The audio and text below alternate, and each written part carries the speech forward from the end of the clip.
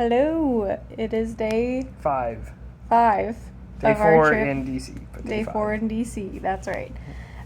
So today we started off by going to Tate again for coffee. We didn't eat there. But we didn't eat there today. We went to Call Your Mother Deli, which does like bagels. But bagel sandwiches. Done up bagel sandwiches. Yeah. Oh. So I had a bacon, egg, and cheese bagel with on a cheddar bagel With cream cheese. with cream cheese, Looked really good. and it was delicious. Mine was a roasted turkey with pesto and like a pepper sauce. Also very good. Yeah. Good way to start the day. Very good way to start the day. And then today was the National Mall. So we drove over to the mall area. And parking's a big deal here in DC. Yeah, So like it's not trying easy to to come find, by. like most of the time your easiest option is to find a parking garage, but they're crazy expensive. And so we got there a little early and we're like, well, we're not really on time crunch. So I wanted to try and find like some street parking because sometimes if you can find a spot, you can park for free. And so we were driving up and down Constitution, I think is what it was. Yeah. And come to find out, where you're reading all these signs. So like here in Kansas, you'll have signs that say like no parking, from this time to this time. You'll have like maybe one sign on a little post in a little spot. In DC, they have like 5 signs. Yeah, 4 or 5 signs. It's like no parking from this time to this time, Monday through Wednesday, because we're doing street cleaning. And then at other times it's like, nope, it's a metro station. Or like, and then sometimes it's like no parking at all overnight, Monday through Saturday. And so it's like trying to park is ridiculous because not only do you have to find a spot on the street, but then you got to read all the stupid signs To make sure that you're not going to get towed or a ticket. And so we're reading all these signs, and I'm sitting there and I realize it's Sunday. And all of these signs either say Monday through Friday or Monday through Saturday. Mm-hmm. Nothing mentions Sunday. And so we sit there, we park in this one little spot that we found, and I look it up on Google, and sure enough, there are no paid parking on the streets in DC on Sundays. So that was nice. So we got a really nice spot right next to the mall. And then kind of our plan was originally to rent some like bikes and there's rental bikes all up and down the mall or just all over DC that you can rent. And so we were like, well, we'll find some of these bikes. Well, Katie had seen, there's also a ton of like you guys have seen in Wichita, those electric scooters that have gotten pretty popular. So Katie had seen those and she kind of wanted to try them. So I'm going to let her So we kept going back and forth on whether or not we were going to try them or not. So we did. And they were so fun. We ended up scootering all around the National Mall. And we, so they have like zones, like if you're at the monuments and stuff, obviously you can't scooter, you can't ride them. Like ride up to them. So we would like ride up to a monument, then we'd stop and we'd get out and like look and then we would scoot on. And we did that for a while, and then on our itinerary today, we were gonna do some of the Smithsonian museums, like the Natural History Museum and stuff. But as we were scootering, we were having a blast. So I looked at Corey, I was like, are you in a museum mood or a scooter mood? And we both agreed, scooters. And it was perfect weather. I mean, it was. Overcast, but not rainy, and like 75, mid 70s. Little bit of wind. It was gorgeous. It was great. So we scootered all around. I mean, saw a bunch of the monuments. Went and got gelato. Yep. What else did we do on our scooters? I mean, really, we just kind of went all across the mall.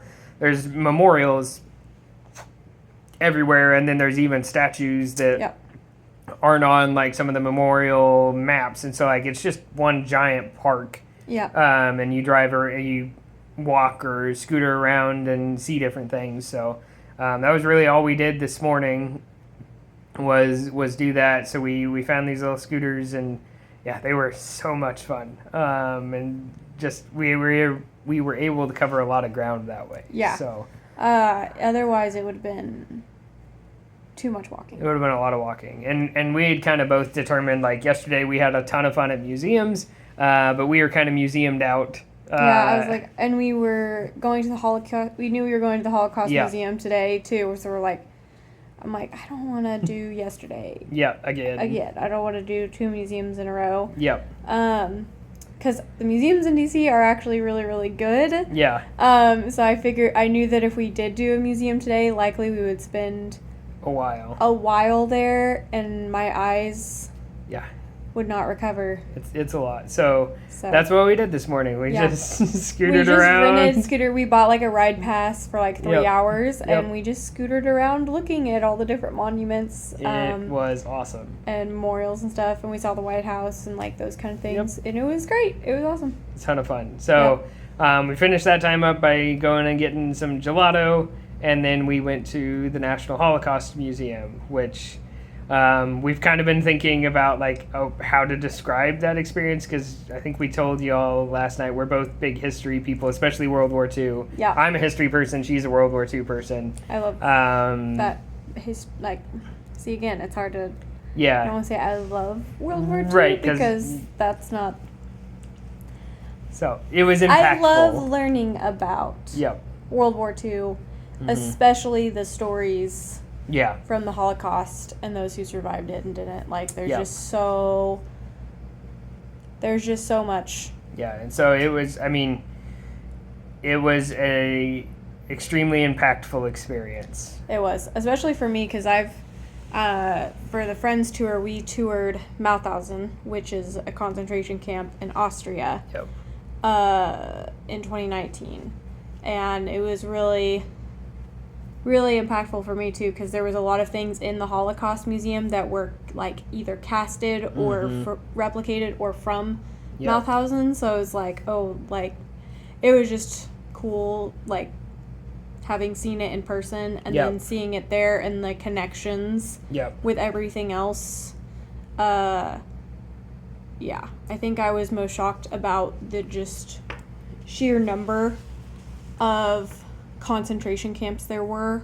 Yeah, hundreds. That, I mean, like, They had I'll post it. it was shocking. I'll post some pictures that we took. But one of the pictures that I took was of a map of, and this was just like the known ones. So I mean, they don't even know if it's all of them, but a map of Germany and all of the different concentration camps, and they've got the major ones. But I mean, it's blanketed Germany. They were everywhere, and that was the thing that I think shocked both of us probably the most, was just like how widespread it was everywhere. Because I don't know if I just didn't read my history textbooks well enough, or if we didn't cover it, but like, I was always kind of under the impression that maybe there were 10 or so, and it's just, no, there were hundreds.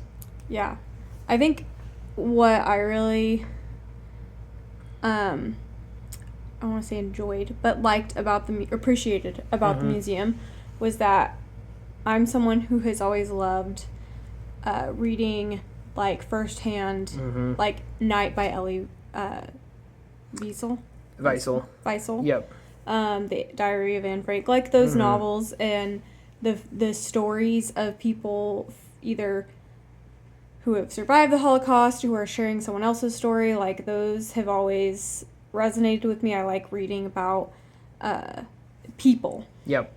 during that time and what they had to do and what they did to help others or not help others. And what I really appreciated about the museum was that it connected all of that. Yep. It was very well put together and organized, because it was like a timeline as you walked through, so you could see, like, there were parts where I'm like, oh yeah, I remember learning about this, but then you learn where it fits into the larger picture of the entire war. So I feel like that was really impactful for me, because I feel like I had a lot of different little puzzle pieces from different, like, books I've read and, like, visiting Mauthausen and, like, those kind of things. And then the museum, I feel like, kind of put it all together for me to see kind of everything as one picture, which,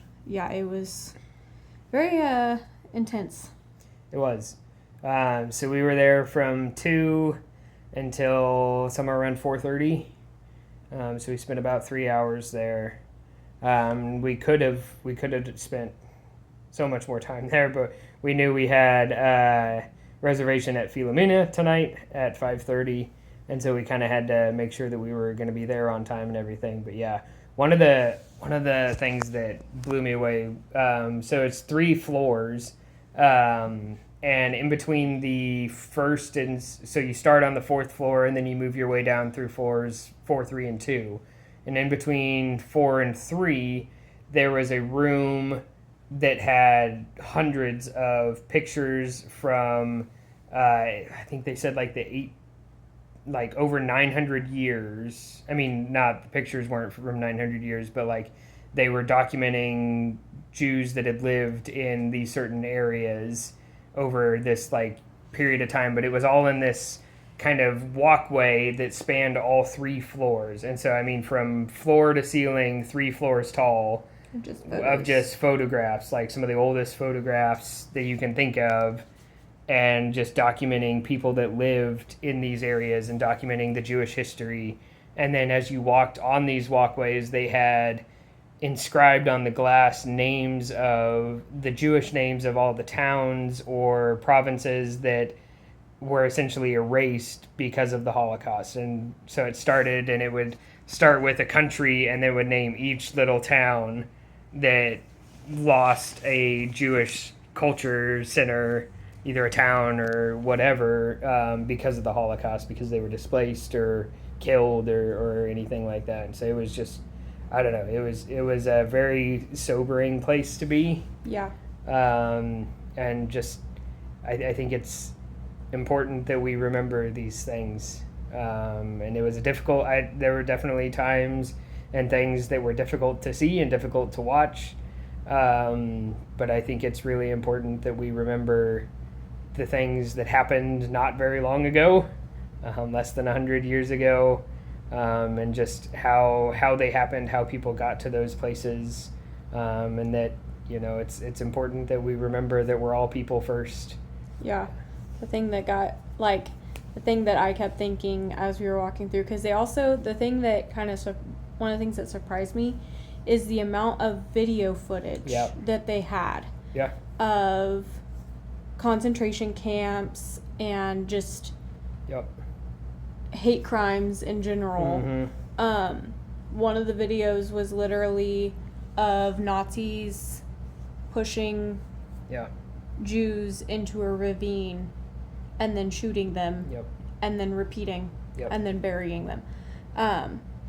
And the thing that really shocked me as we were going through was just the level of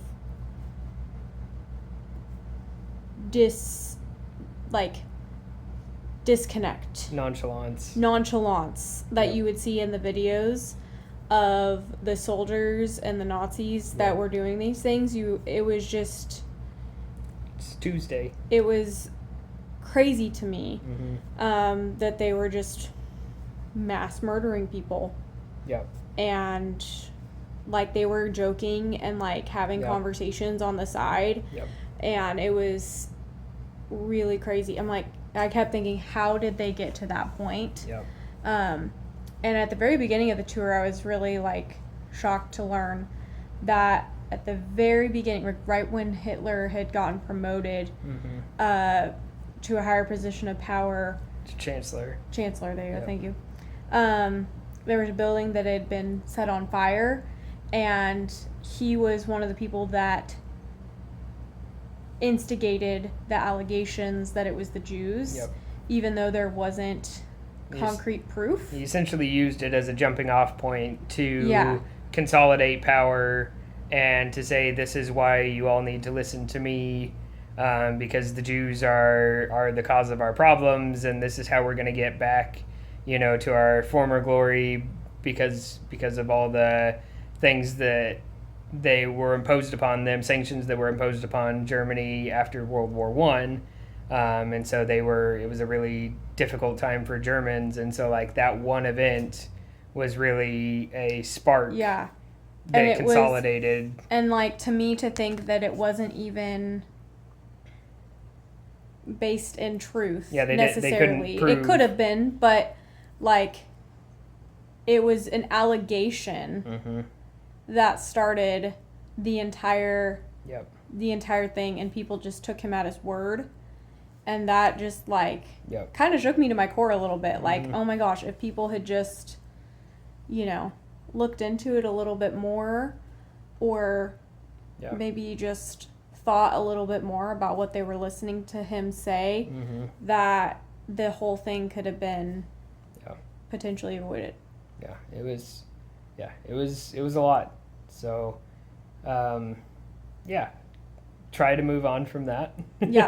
But really, really just a cool but impactful and all of the words experience. So after that, we had booked a reservation, like I said, at Filomena's, which is an Italian Italian restaurant in D.C. It's one of the more storied restaurants here in D.C. Lots of reviews. Aunt Judy. Shout out to Aunt Judy. She was the one that kind of tipped us over the edge. She sent me a text and said, you have to get a reservation if you can. So we did. And it was probably the best meal I've had in my entire life. It was amazing. Like, as a whole meal, like, I've had really good individual foods here and there, but like, just collectively, everything I put in my mouth was delicious.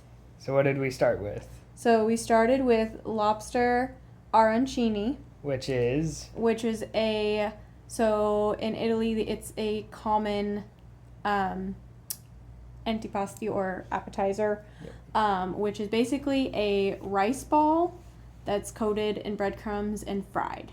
So this one was stuffed with lobster and cheese and I think scallops some too. Scallop meat, and then and peas. And peas. And then fried. And then it was served with a gravy boat of lobster sauce. Like a lobster tomato bisque. It was like a creamy, like lobster bisque almost. But like a sauce. Oh, it was so good. And so, we just doused the arancini in the sauce. And then I was like, I could just drink it like straight out of the gravy boat. It was that good. And then the main course we got was ravioli chiacchieri. Which was they make all their pasta from scratch, by the way, so that was really cool. Giant circular ravioli. Stuffed with ricotta. And I think a couple other cheeses. But also had that same lobster sauce, and then had fresh scallops and giant shrimp. On top. With Parmigiano. And then we also got a potato puree, so mashed potatoes. But they mixed in like a boatload of Parmesan into their mashed potatoes, which were heavenly. And then I had the brilliant idea to pour the lobster sauce on the mashed potatoes because I'm like, this sauce I could eat this with anything and it would be so good. It was so good. So I poured the lobster sauce on the mashed potatoes, which just made them that much better. So that was dinner. And then which was delicious. And I bet none of you can guess what we ate at an Italian restaurant for dessert. No. None of you at all. No. We had tiramisu. Yeah. And it was not the best tiramisu I've ever had, but it was up there. Pompeii is still the best for those of you who followed our Italy travels. Pompeii in Rome. Best tiramisu. Best tiramisu, which is shocking because it's a fast food. It's a chain. So chains in Italy are different than chains here, though. But like, it's a chain restaurant. And it comes in a little literally a cardboard box. But it's still the best tiramisu I've had in my life. And we had it like 2 or 3 times while we were there. So like, that's verified. It wasn't a fluke. It wasn't we had it once. We're like, oh my gosh, this is amazing. No, we had it like 3 times. It's amazing. So Charlotte and Brett Martinez. Pompeii. They're in Rome soon. Maybe now. I don't know. Maybe now. Maybe tomorrow. They'll verify. We'll get their account too, because we have told them multiple times they have to go to Pompeii. But yeah, it wasn't Pompeii, but it was I think good. Definitely in like maybe the top 5. Yeah, top tiramisu. 5. Oh yeah. They just took some stylistic Yep, liberties. with it that it was still good, but it just wasn't like my preference for the way tiramisu is made. Like, the way I prefer tiramisu is the very traditional way, which is just ladyfingers, your custard, your mascarpone custard mix, and then cocoa powder sprinkled on top. Theirs, they did a more layered thing. They had the ladyfingers, the custard, the ladyfingers, the custard, and they put ladyfingers on top. Yep. With the cocoa powder on top of that, which, so from a texture standpoint, it was more like a cake. It was more cakey than puddingy, and I like my tiramisu to have more of a pudding-like texture. Yep. So it was good. Like, it was really good. Just not our style of tiramisu. But it wasn't like how I prefer my tiramisu. How we prefer tiramisu. Yes, because we are tiramisu snobs. I feel like we've earned that right. We've eaten a lot of tiramisu. I have eaten a lot of tiramisu in my lifetime. That's fair. So I feel like I've earned the right to dub myself a tiramisu snob. Fair enough. So that was our day. It was so much fun. Oh, and we didn't go to Binge Bar because we did not do our research, and it's closed on Sundays and Mondays. So maybe Tuesday night. We were eating our tiramisu, and we were like, oh yeah, we have plenty of time left this evening. Like, we can just go to stroll around, go to Binge Bar, and then they're closed. So we decided, let's just go back to the hotel and go to bed. Yep. As we are it is currently... It is not even 8 o'clock yet. Not even 8 o'clock, and we're getting ready for bed. Yeah. So we will see y'all in the morning. Tomorrow is Arlington National Cemetery, as well as like some food tour type stuff, and we get to do indoor skydiving tomorrow. Which, let's be real, we have just done nothing but a food tour. Nothing but a food tour. I think we're gonna use the scooters to do our food tour. Leah found a like self-guided walking food tour, which is like perfect. But yeah, we probably will follow our noses. Yep. As we tend to do. Yeah, we're pretty good at that. Yep. So, until then, we will see you all tomorrow.